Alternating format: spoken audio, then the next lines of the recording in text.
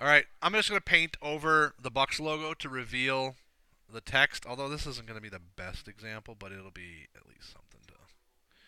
So I need to find the right, actually I don't need to find the right brush size. I can actually change the brush size later. I'm going to try to do it all in one. So this you might have to undo many times to get it right. And I don't even know if I'll be close. So I'm just going to do the B to start with. So that painting happened, and the effect is really paint on transparent. Then you're going to use that track matte tool to actually paint over itself. So I duplicate this, and I take off the paint tool from above it. So like I delete that one. Actually, I flip them around. So the top one is the one that I'm going to use the alpha channel from, and this one is the Bucks. But I have to do one more thing to this. I got to get rid of the green, or I got to get rid of the Bucks type itself. Otherwise, you won't see the difference here.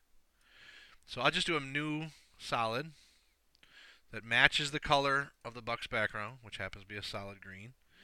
And then I'll take that and I'll just do a fade back a little bit, and I'll use the mask tool, and I'll just get rid of the word Bucks.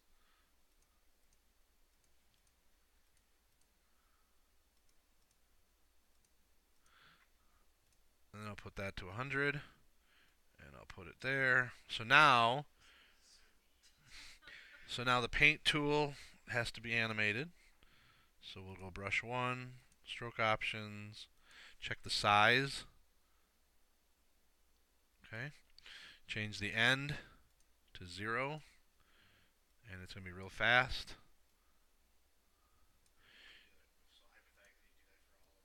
Yeah, I would do it for all the letters. I'm going to basically, this would be the example where I'm going to have a bunch of different angles of the letters being drawn on. So I can do B, U, C, and then I can change the angle. So I'm just going to do one at a time for this. I'm just going to do one letter. So you guys can use your imagination for the rest. So to make it happen, you have to do track matte, alpha matte, Bucks, and now you get it drawn out. Now, did I hit everything? Not quite. So I just have to make that diameter a little bit bigger on the original paint. And there I have it. Now, is it going to look weird? Let's see how fast I can trick the eye to make them believe that it animated on. Now, there were some demonstrations of that other QuickTime movie I had that showed some very fast motion, just like that. It was right. Yeah. Like this right here was very interesting to me. And I actually watched Monday Night Football, I think, and they every time they did the Monday Night Football logo, it animated a 3D logo from the center of itself, looking 3D, and it built it out in and built a couple pieces, and it looks just like this almost. But because it happened so fast, you don't even know how it's animating. It doesn't even matter really. It just is showing up from the center. I mean, it's like, what was it? What was it? I don't know. It went so fast. And so, same thing with the Monday Night Football logo. It happened so fast, and it was actually in 3D, but it was a really like 7 frame animation, and that was it. Yeah, that would be it. So this one, same idea. If you just had a few frames, like I can even make it faster. Like I'm zooming way into frame by frame now, and this is only 4 frames. There's 8. Let's just make it 7. Seems a little blocky at the top, but when you add each letter and you continue to do each letter, and then you add it to be 3D, like I can group the whole thing now because that's a full logo. Pre-compose,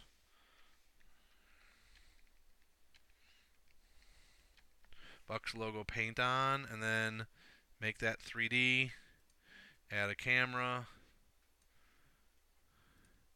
change the rotation.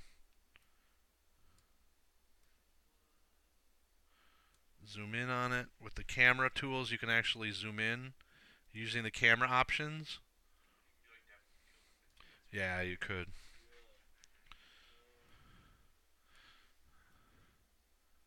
Now that's just the B, so that one ends up there. Lighting, 3D lighting. So this will be a great one to show that on.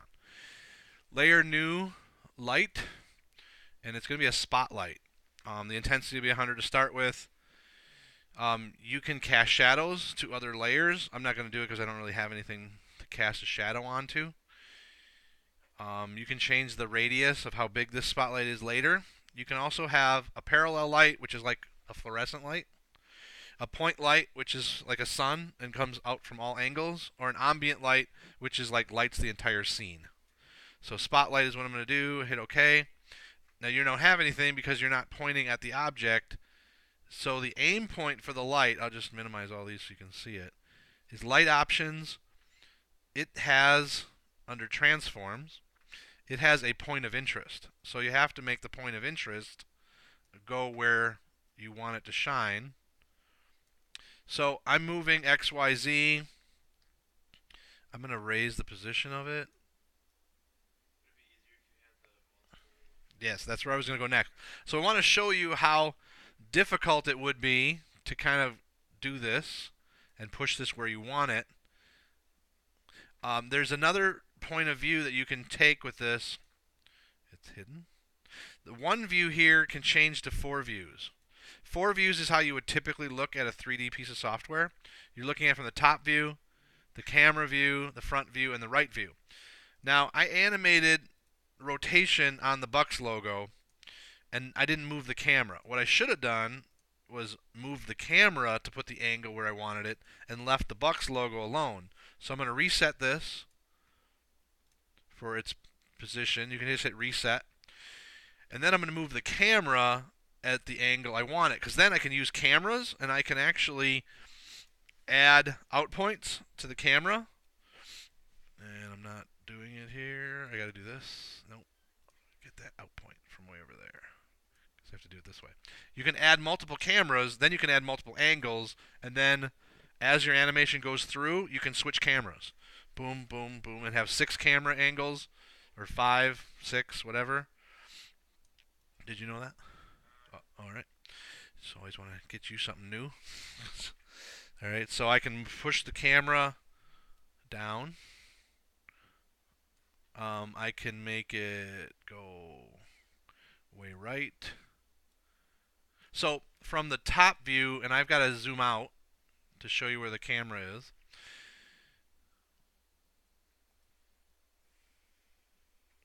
The actual object in this frame is this line here from the right side.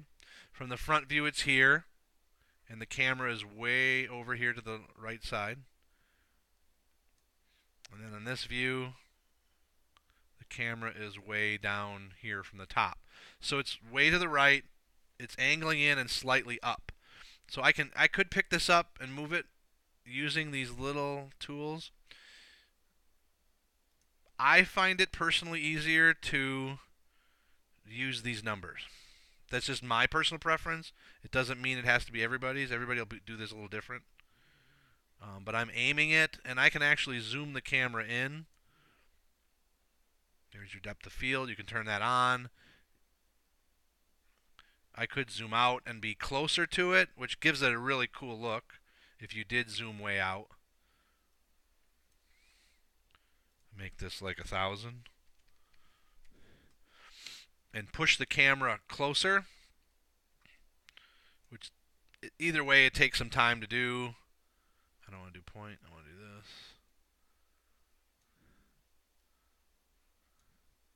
And bring it closer. So I'm moving X numbers to bring the camera to the left. X is left and right. Y is up and down. So I'm moving the camera at this point. And then the aim point.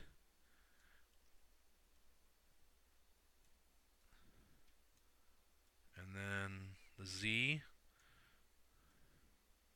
So it's kind of laborious. This one is, because I'm not picking up this number, because it gets frustrating because the aim point is on there as well.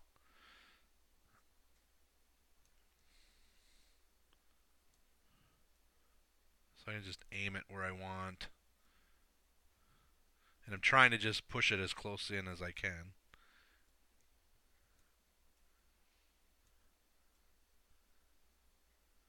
All right, so now the light will make sense in the scene. So now the light is pointing at it. I can zoom in here. I could literally animate the aim point of the light from left to right, point of interest.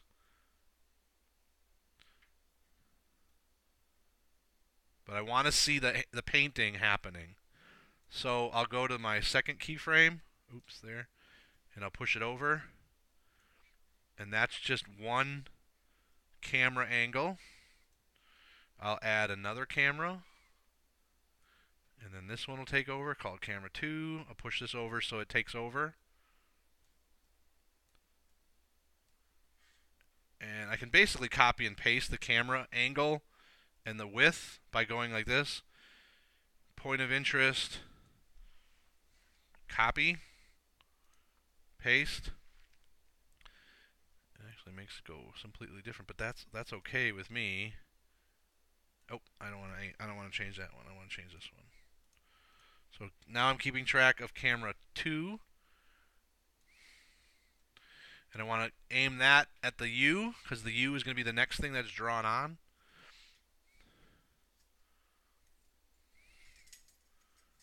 Okay, so that's where the U is going to go and be drawn on next. So there's camera 1, camera 2, and the light can keep moving across it or be erratic or whatever. So I can add another keyframe so that the point of interest of the spotlight stays the same. And then when it hits here, it moves. Didn't quite move enough. I know what the deal is. The spotlight options are the cone. So the cone angle, I can make a tighter spotlight. See what it's doing? And now I have to move it up a little bit. Actually, from camera 1's point of view. Because now it's not even lit up. So now I messed it up because I made the spot different under transform. But you see how powerful this can be, though, is... Okay, now it's got to go up in space to light up right where the painting is going to go.